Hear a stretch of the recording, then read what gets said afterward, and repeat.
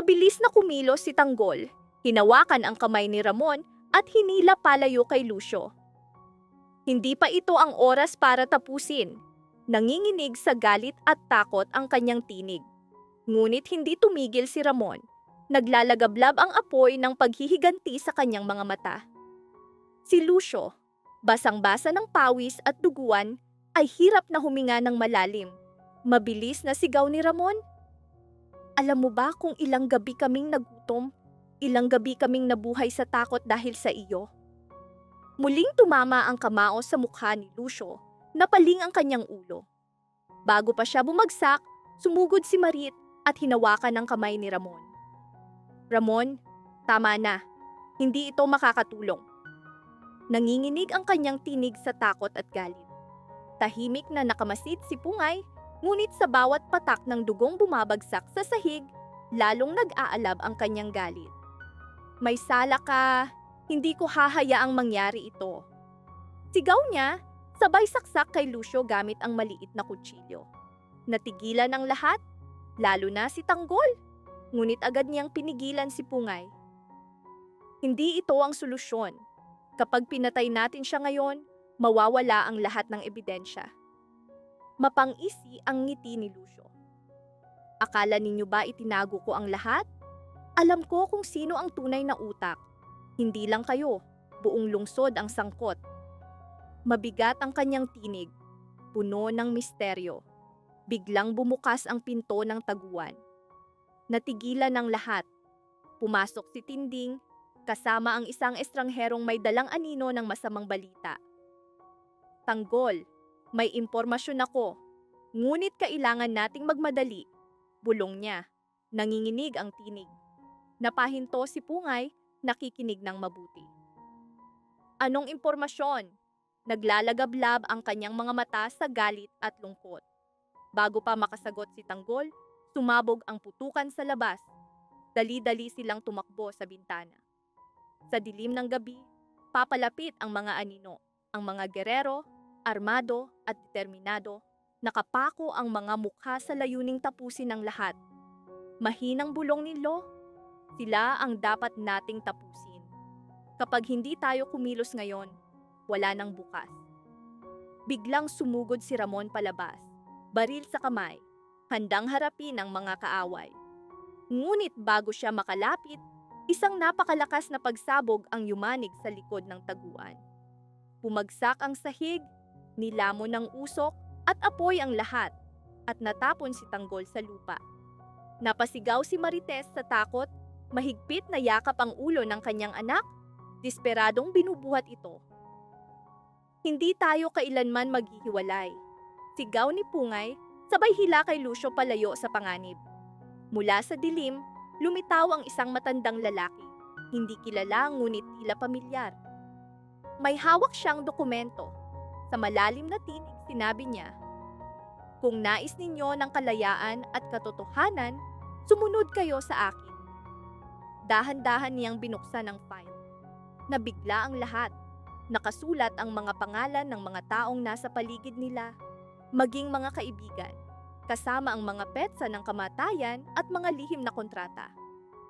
Si Lucio, na inakala nilang karaniwang tao lamang, biglang tumawa ng nakakatakot. "Ito ang dahilan kung bakit kayo natalo, Tanggol. Hindi lang mga gerero ang kaaway ninyo, kundi pati ang mga pinagkakatiwalaan ninyo." Nayanig ang lahat sa revelasyon. Naglalagablab sa galit ang mga mata ni Ramon. Ngunit unti-unting sumisingit ang takot. Nanginginig si Marites, hindi makapaniwala sa kakaibang katotohanan. Nakapikit si Pungay, luhay dumadaloy, nakakunot ang mukha sa galit at kawalan ng pag-asa. Sa sandaling iyon, dumating ang hindi inaasahang panauhin. Si Alberto, dating kaalyado ni Tanggol na inakalang patay na. Armado, naglalagablab ang mga mata sa paghihiganti. "Hindi niya akalaing babalik ako, hindi ba?" sigaw ni Alberto, at agad sumiklab ang mabangis na labanan sa loob ng taguan. Putukan, sigawan, at kaguluhan ang pumuno sa paligid. Bawat sandali, lalong tumitindi ang tensyon. Ngunit sa gitna ng kaguluhan, biglang naglaho si Luo. Nasaan siya? Sigaw ni Tanggol. Walang nakasagot. Abala silang lahat sa pakikipaglaban para mabuhay, habang lalong lumalalim ang gabi. Lumapot ang usok nang biglang marinig ang tinig ng isang bata. Dali-dalang tumakbo si Pungay sa pinagmula ng tinig at natuklasan ang isang nakatagong silid. Sa loob, nagtatago si Lucio, may hawak na kahon na puno ng ebidensyang kayang pabagsakin ang buong organisasyon ng Guerrero. Ito ang kailangan natin. Pulong ni Lucio, kakaiba ang tono. Ngunit hindi ko ito ibibigay ng libre. May kapalit akong hinihingi. Sa sandaling iyon, nagbago ang lahat ng plano. Sumabog ang tensyon, galit, at takot sa kanilang mga puso. Kinailangan nilang magpasya. Ipagpatuloy ang laban o tanggapin ang lihim na kasunduan ni Lucio na maaaring magdala ng hustisya o kapahamakan. Nasa tabi nila si Roda, umaasang makakausap si Tanggol para humingi ng tulong. Nang makita ni Tanggol si Tinding, agad niya itong niyakap. Ang mainit na yakap ay nagdala ng kakaibang ginhawa sa kanilang dalawa. Ngunit, hindi nagtagal ang kapayapaan. Mabilis na sumingit ang pangamba. Walang nakakita sa atin, hindi ba? Walang sumusunod sa atin? Magkita tayo sa susunod na video.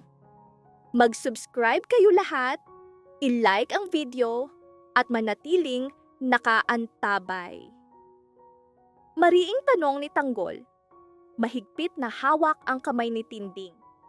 Mahinang ngiti ang sagot ni Tinding, ngunit may alinlangan sa kanyang mga mata. Nag-ingat kami, at maingat si Roda. Hindi ko akalaing may sumunod, ngunit hindi lubos na nakumbinsi si Tanggol. Hindi nila alam, pinagmamasdan na sila ni Rigor mula sa malayo.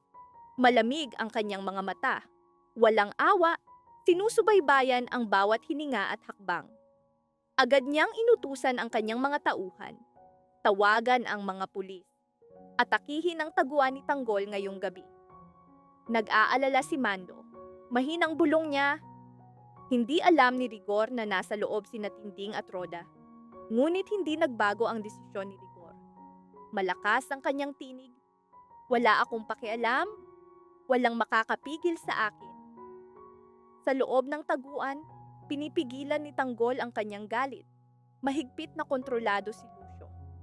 Alam niyang kailangang ilantad ang katotohanan. Dahan-dahang nagkaisa ang mga estratehiya at plano, lahat ay nagtipon sa iisang layunin, ang hustisya laban sa mga Guerrero. Naglalagablab ang puso ni Pungay, lalo na sa sakit ng pagkawala ng kanyang ama.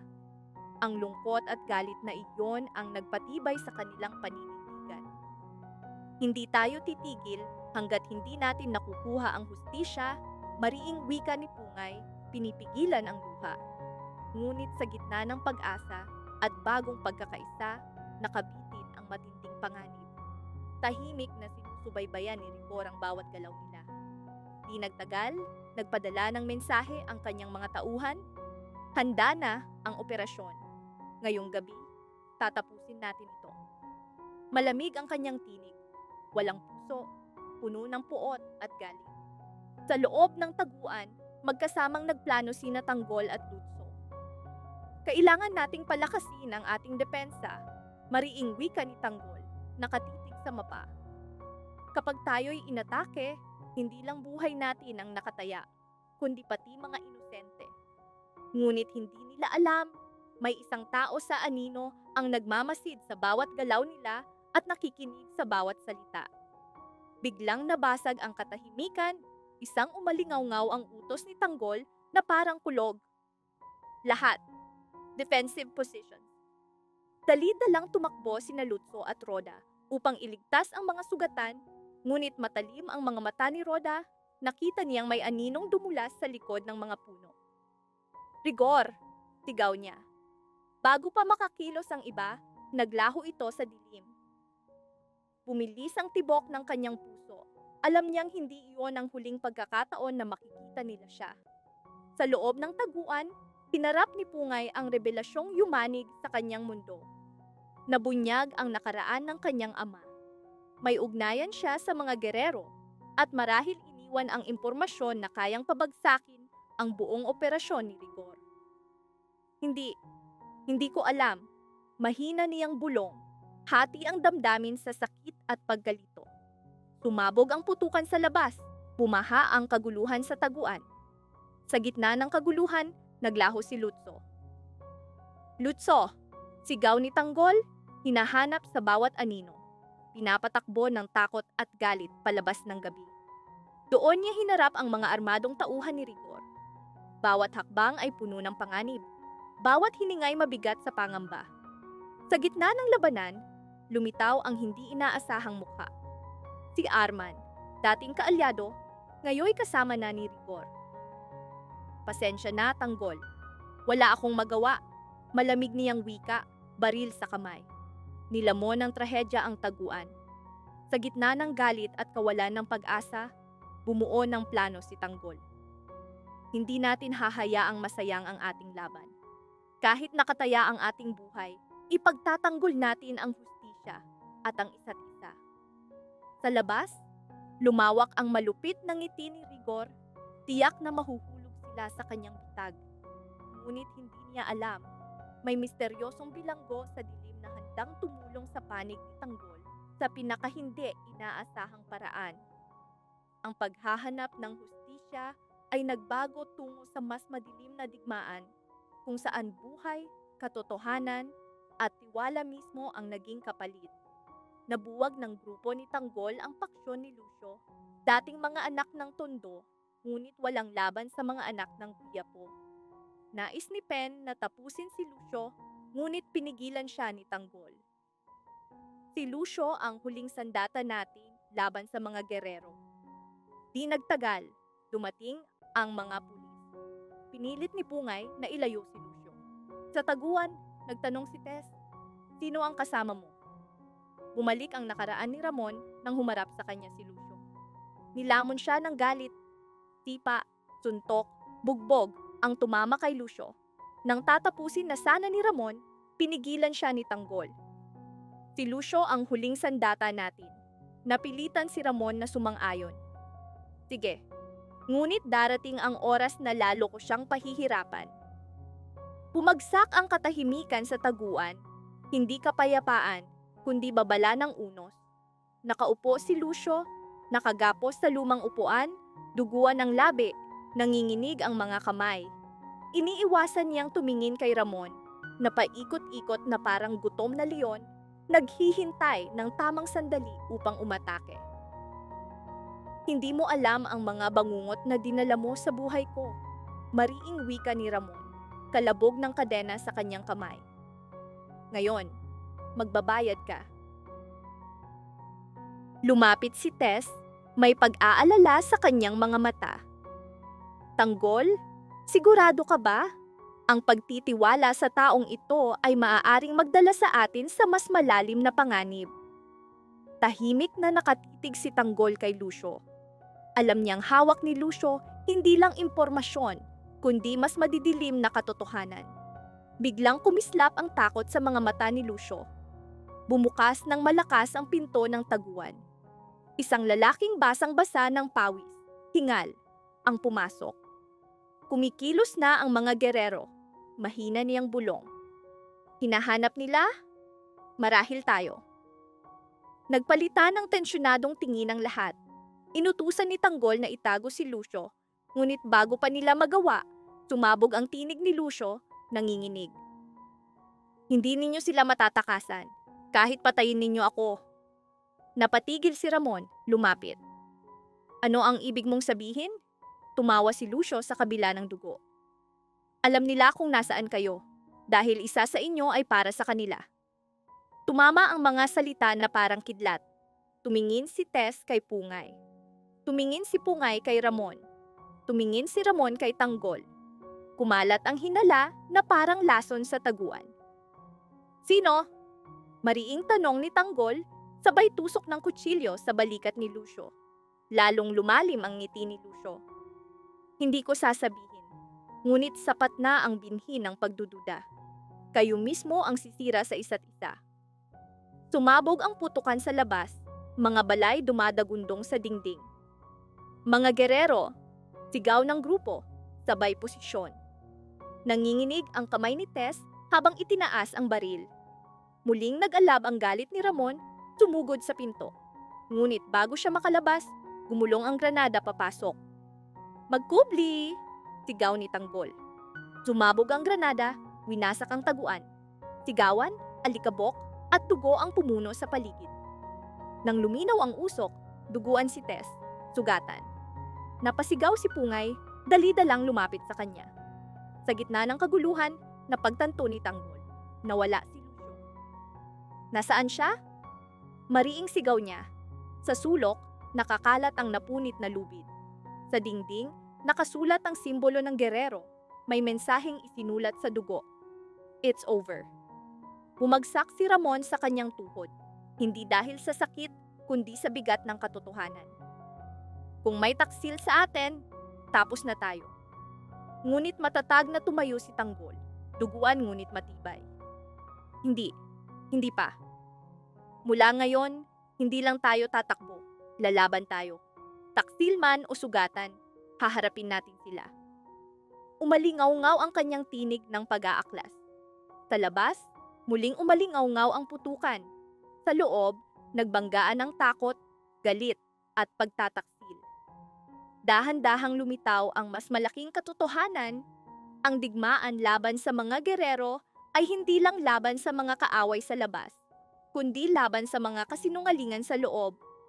Lalong nag-alab ang uhaw ni Ramon sa paghihiganti laban kay Lucio. Araw-araw niya itong pinahirapan, si Lucio'y nagmamakaawa ng kamatayan, ngunit hindi siya binigyan ng kalayaan ni Ramon. Pagkaalis ng mga pulis, bumalik si Pungay sa taguan, naglalagablab ang galit. Hinanap niya ang pumatay sa kanyang ama, si Lucio. Nanginginig ang kanyang katawan sa galit. Pinakalma siya ni Tanggol, nangakong ibibigay natin ang hustisya para sa pagkamatay ng iyong ama. Samantala, hindi alam ni Tinding na palihim siyang sinusundan ni Rigor. Nang makita ni Rigor si Tinding nakausap ang ina ni Eneng at nagbabalak na makipagkita kay Tanggol, agad niya itong sinundan. Walang pag-aalinlangan.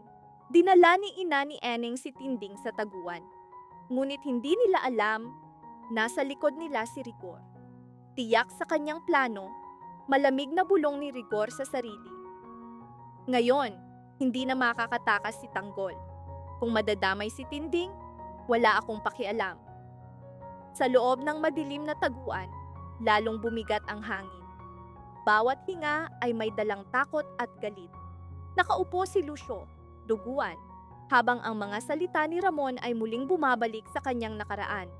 Hindi mga suntok o sipa, kundi mga salita ang tumatama na parang kutsilyo, paulit-ulit na sugat sa kanyang konsensya.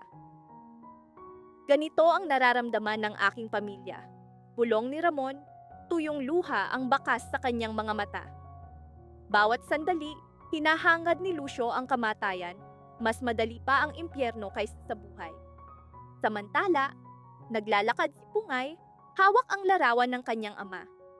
Dumadaloy ang luha sa kanyang mga mata, ngunit mas malakas ang galit. Hindi ito matatapos hanggat hindi napaparusahan ang pumatay sa aking ama. Nanginginig ang kanyang tinig. Lumapit si Tanggol, mahigpit na ipinatong ang kamay sa kanyang balikat. Isang pangako, bagong lakas upang ipagpatuloy ang laban. Ang bigat ng pangakong iyon ay parang batong nakadagan sa dibdib ni Tanggol. Hindi niya alam kung saan siya dadalhin ng sumpang iyon, ngunit matatag ang kanyang pasya. Tutuparin niya kahit kapalit ang kanyang buhay. Samantala, nagkukubli si Rigor sa mga anino. Puno ng puot at galit ang kanyang mga ugat. Nakaupo sa kanyang kotse, isa-isa niyang tinawagan ang kanyang mga tauhan. Simulan na ang trabaho, malamig niyang utos, puno ng kasamaan ang tinig. Sa kanyang isipan malinaw ang larawan ng pagbagsak ni Tanggol. Isang bisyong matagal na niyang ninanais. Walang halaga sa kanya ang mga inosenteng madadamay. Papunta sa taguan sina Tinding at ina ni Eneng, Hindi alam na bawat hakbang ay martsa patungo sa kamatayan. Malakas ang kabog ng dibdib ni Tinding. May sumusunod sa atin, bulong niya. Pilit na pinakalma ng ina ni Eneng ang sarili. Ngunit sa dilim, may mga matang nakamasid, mga baril na nakahanda. Pagdating nila sa taguan, sumabog ang tensyon. Umalingaw-ngaw ang putukan. Sigawan, yapakan, nabasag na bote, at kalabog ng bakal ang pumuno sa paligid. Mabilis na hinila ni Marites si Tinding palayo. Ngunit natigilan sila nang makita si Ramon, duguan, nakatayo na parang halimaw mula sa bangungot. Walang lalabas. Umalingaw-ngaw ang kanyang sigaw sa buong silid. Sa gitna ng kaguluhan, lumitaw ang matagal nang nakabaong katotohanan. Sa huling lakas ni Lucio, sumigaw siya. Hindi lang biktima si Mauro, isa siyang saksi sa malaking sindikato, at sa likod nito ay si Rigor. Bago bumagsak ang kanyang katawan, tumama ang katotohanan na parang kidlat. Maging si Rigor ay natigilan, puno ng takot at galit ang kanyang mga mata. Hindi na nakapagpigil si Tanggol. Sumugod siya. Bala at kamao ang nagsalpukan. Bawat suntok ay sigaw ng paghihigante, bawat tama ay paniningil sa mga kasalanan ng nakaraan. Ngunit sa gitna ng laban, tinamaan ng bala si Pungay. Napasigaw si Tanggol, gumuho ang mundo, duguan ang sahig, tumigil ang oras. Hindi pa tapos, mahina ngunit matatag na bulong ni Pungay, pilit nang umiti sa nanginginig na labi. Muling nagliyab ang apoy sa puso ni Tanggol. Sa huling sagupaan, nagharap sina Tanggol at Rigor. Dalawang lalaking handang isakripisyo ang lahat. Isang putok, isang sigaw, at muling nilamon ng dilim ang lahat. Sa huli, walang malinaw na nagwagi. Naiwan ang mga sugat sa katawan at peklat sa puso. Ngunit isang bagay ang tiyak, lalong lumalim ang digmaan. Unti-unting nabubunyag ang mga lihim, at ang susunod na kabanata ay mas mapanganib kaysa dati. Sa kanilang mundo, ang hustisya ay binibili ng dugo at ang katotohanan ay may presyong napakabigat upang pasanin ng lahat. Biglang namutla si Maro nang marinig ang mahinang tunog mula sa bakuran. Hindi iyon hangin. Sanay ang kanyang pandinig sa panganib, agad niya itong nakilala.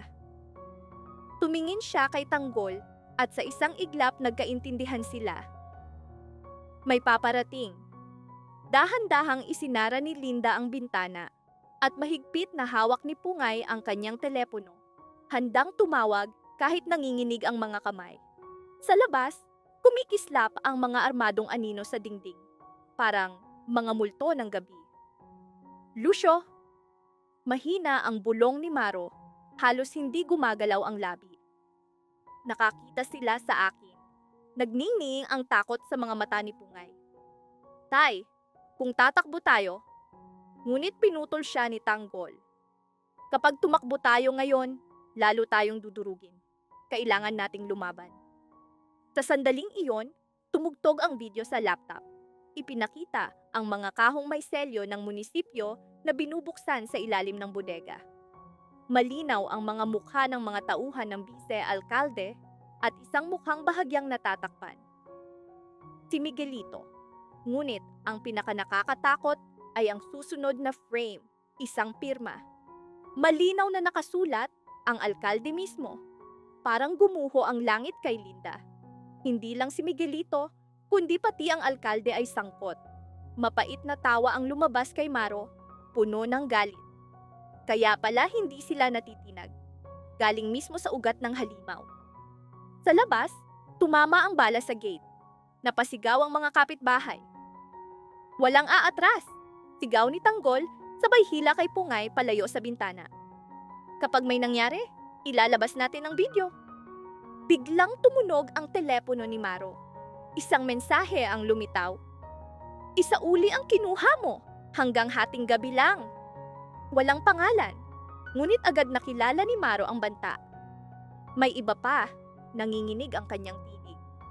Hindi lang droga ang nasa video, nandoon ang listahan ng mga pinatahimik. Napatigil si Tanggol. Ang mga patay, tumango si Maro. Nandoon ang pangalan ng aking kapatid. Sa isang iglap, nagliyab ang galit ni Tanggol. Kaya pala hindi ka sumuko. Sa labas, mabilis na papalapit ang mga yapak. Tumama ang bala sa bintana.